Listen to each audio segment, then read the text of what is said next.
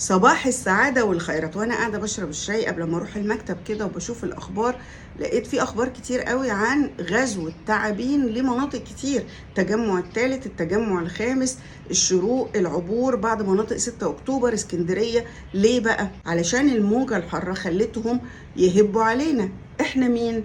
احنا اللي جينا غزينا الصحراء، احنا المدن اللي على تخوم الصحراء.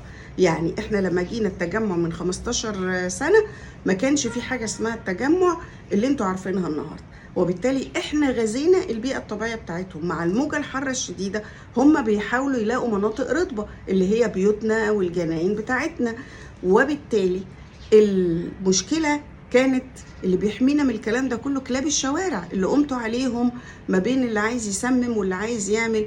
وبالعكس ده انتوا قمتوا كمان على اللي بيراعوهم، وبقيتوا تطردوا مش الكلاب وبس، بتطردوا الناس. احنا لما جينا هنا من 15 سنة كان كل اصدقائنا وقرايبنا يقولوا لنا انتوا رايحين في الصحراء ازاي؟ يعني من اول الدائري كانت الناس بتقول يا غربتي عشان توصل لنا. وكنت الجنينة بتاعتنا اتعملت نجيلة، لكن الجناين بتاع الفيلل اللي حوالينا كان لسه الناس ما سكنتش، فكلها رمل. كنت بشوف التعابين، وكنت بشوف السحالي، واشوف فيران، واشوف الثعالب المصرية.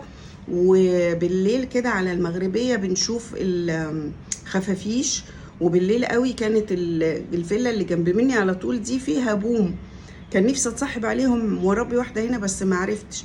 طيب احنا غزا بيتنا فار، خسرنا خسائر مهولة، غير ما انه العيال وابوهم كانوا عايزين يطفشوا يسيبوا البيت كله فيخسرنا البيت نفسه. انا عالجت الموقف ازاي؟ جبت بسبوسة، قطة عندها شهرين، الحمد لله لسه معايا لحد النهاردة.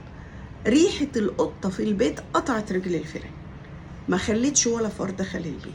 طيب التعابين والسحالي والحاجات دي كلها، اوسكار ملك الملوك في الجنينة ما نشوفش حاجة. علشان كده التوازن البيئي مهم جدا. اللي يقولك انتوا بتربوا كلاب وقطط وسايبين الناس والجعانين والبتاع، لا لا، ده مش رفاهية، ده اي فلوس تدفع في اكلهم في تطعيمهم تساوي تقولهم دهب، لان هم اللي بيحمونا فعلا، بالذات المناطق اللي على تخوم الصحاري. فكرة ان انتوا تطردوا الحيوانات اللي انتوا جايين بيئتهم، وتطردوا كمان اللي بتاكلوهم علشان الولاد بيخافوا او حضراتكم بيخافوا، لا، كان العلاج ان انتوا تنسقوا مع اللي بيحبوا الكلاب وبياكلوهم. اولا ياكلوهم في مناطق بعيده عن ابواب البيوت علشان يعني ما يزعجوش حد. ثانيا تتفقوا مع بعض تطعموه.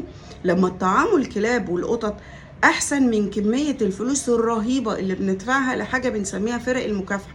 ايه فرق المكافحه دي بيجيبوا سم يحطوه لنا في الجناين وفي البلاعات وبتاع، مواد كيماويه وسموم، ممكن العيال وهي بتلعب في الجناين دي لو حد ايده جت فيها وحطت على بقه ممكن تموته، اخطر. فالعلاج الطبيعي البيئه مع البيئه احسن 100 مره.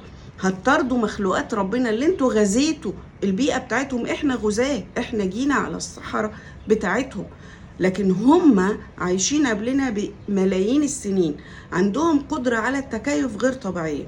مفيش حل قدام الناس غير انها تتفق مع بعض، تحترم وتحب البيئة المحيطة، ونشوف نتعامل ازاي مع تخوفات الناس من الكلاب واعدادهم والحاجات دي كلها، يتطعموا ويتعقموا والقصة دي نسيطر عليها.